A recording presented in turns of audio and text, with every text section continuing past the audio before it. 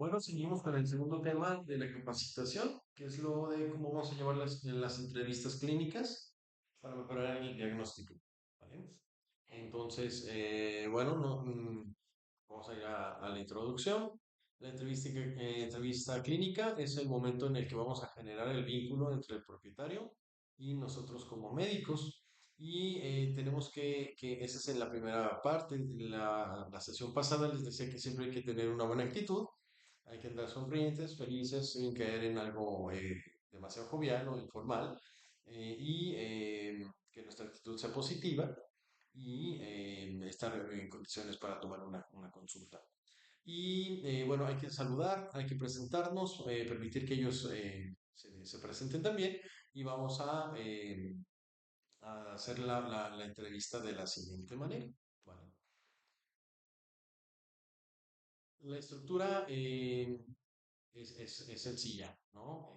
Va a estar constada por lo que es una fase de bienvenida y creación del vínculo, lo que les platicaba, hay que saludar, que ellos también se presenten, una fase exploratoria en la cual nos vamos a preguntar qué es lo que está pasando con el propietario, con el cliente, al propietario, y hay que escuchar, ¿no? Hay que dejar que nos platiquen toda la historia y finalmente nosotros vamos haciendo una serie de preguntas para tener la información que necesitamos.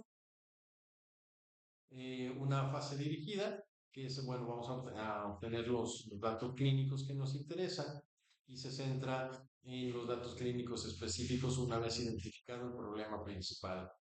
Y se abordan obviamente pues, los problemas. Aquí nosotros, o la indicación mía hacia ustedes, es el abordaje objetivo de todos los problemas clínicos.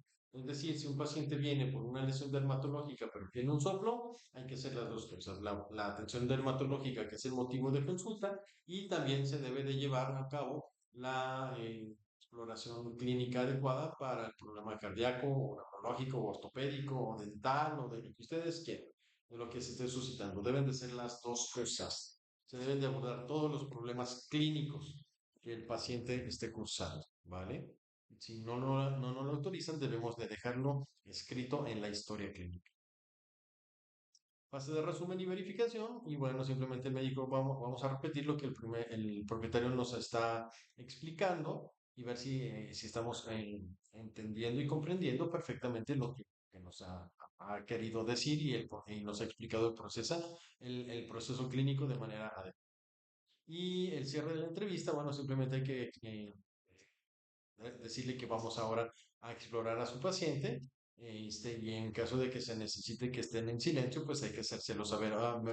Voy a ausentarme un momento porque voy a ponerme el estetoscopio, no voy a escuchar, entonces ahorita ya le presto un poquito más de atención, si me permite. Y bueno, hacemos una exploración del tórax. Si es un gato, hay que hacerlo más apacible, evitar que los propietarios griten, que se lleve estas situaciones en las cuales los gatos se puedan llegar a estresar, ¿vale?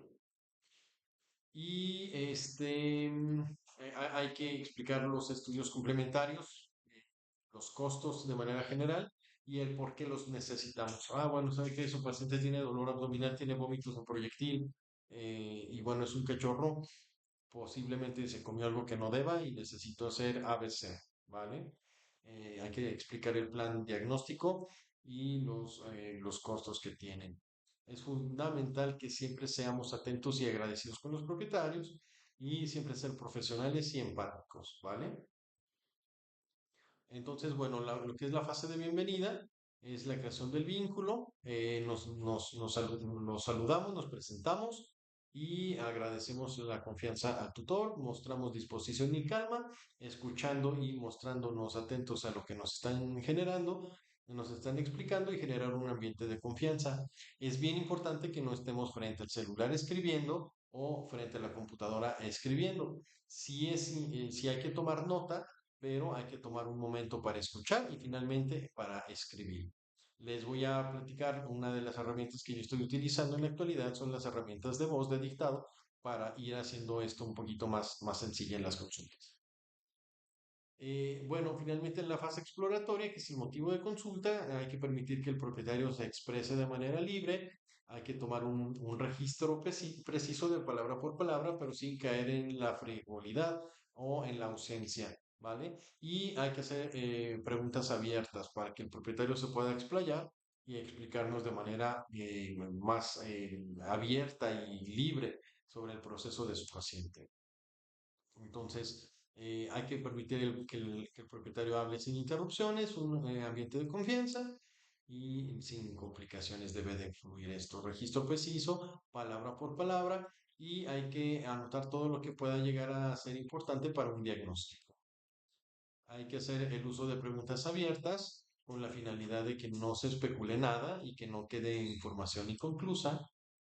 Y bueno, vamos ahora a la fase dirigida a la obtención de datos clínicos, que es la historia actual del problema, que se debe incluir sobre su evolución, la frecuencia e intensidad, lo que nos ayuda a comprender el estado del paciente y a dirigir adecuadamente una evaluación clínica, los antecedentes médicos y quirúrgicos, los tratamientos previos y la respuesta que se ha obtenido, si es favorable o desfavorable o permanece el problema completamente igual, ¿no? El ambiente y los factores de riesgo siempre es importante de que nos los hagan saber y nosotros preguntarlos de manera pues muy precisa y particular. Y la fase de resumen y verificación, ¿qué es lo que vamos a hacer? Es, bueno, a ver, usted me dijo que el perro tenía esto, esto, esto, que vivía aquí, allá, que comía esto, que comía esto, que comía aquello, que tomaba agua de aquí, que salía a pasear a esto en ciertas horas y resumimos todo. Y en caso de que todo sea eh, a- confirmado por el propietario, continuamos. Finalmente, el cierre de la entrevista es donde ya les hacemos saber qué es lo que está pasando y el plan que tenemos para el abordaje diagnóstico de su paciente y el plan terapéutico que tenemos, ¿no? Siempre hay que tener una comunicación empática en la entrevista clínica con nuestro propietario. Hay que tener una escucha activa, tener una empatía activa también, una escucha activa, o sea, lo que significa es poner atención al propietario y evitar distracciones. Esto en todos los matices, ¿no? O sea, no hay que poner atención, no hay que estar en el celular, no hay que estar en la computadora, ni jugando con el perro. Empatía cognitiva y emocional, o sea, entender qué es lo que está pasando. Muchas veces vienen propietarios que no, que ya son grandes de edad o que son de poblados un poquito alejados de la ciudad y no tienen un léxico muy comprensible, pero pues hay que ser empáticos y dejar que nos expliquen y ser, aproximarnos de la manera más adecuada. Y esto nos va a crear un vínculo de confianza que va a ser esencial para poder tratar al propietario y al paciente. El lenguaje corporal positivo, siempre evitar o tener alguna clase de disconfort o en caso de que se presente alguna situación clínica personal importante, que el propietario nos haga alguna situación de desconfianza o que nos haga alguna situación de violencia, pues hay que informarlo al jefe de hospital o al gerente de sucursal, pues para solicitar que sea retirado de las instalaciones y esa clase de cosas. Pero nosotros siempre tenemos que tener un lenguaje corporal positivo, una postura abierta, contacto visual, transmitir confianza y seguridad sin caer en la preocupación. Hay que validar las emociones de los propietarios, sí, claro, siempre hay que escuchar y hay que el propietario se sienta escuchado y comprendido. Y hay que reconocer cuando tienen alguna clase de preocupación, tristeza y bueno, esa clase de cosas sin caer en situaciones personales, ¿vale? Y finalmente lo que tenemos que evitar de manera constante es las interrupciones porque nos perjudican la confianza. Hay que tener tener una actitud distante, crea desconfianza, te sienten frívolo y creen que solo les quieres cobrar. Descalificación que desmotiva al tutor y precisa y la prisa, perdón, la prisa genera ansiedad en el tutor. O sea, si te ve que estás sacando la consulta muy rápido, nada más porque ya te quieres ir, va a generar algo de desconfianza y ansiedad en el tutor y te va a pedir que cambien de médico y demás, ¿no? Entonces, siempre hay que ser profesionales, darle su tiempo, que expliquen y demás. La obtención de la información relevante va a ser una escucha dirigida. La escucha dirigida es fundamental para captar la información que puede no ser evidente. Permite al veterinario identificar detalles importantes que pueden influir en el diagnóstico y tratamiento del paciente, preguntas aclaratorias que son importantes para obtener la información precisa y hay que escoger qué preguntas vamos a formular según el propietario y según la situación clínica, ¿no? Identificar factores de riesgo es bien importante, tóxicos, dieta inadecuada, raza, edad, incluso sexo. Entonces, en el contexto clínico lo ajustamos y tenemos un enfoque diagnóstico.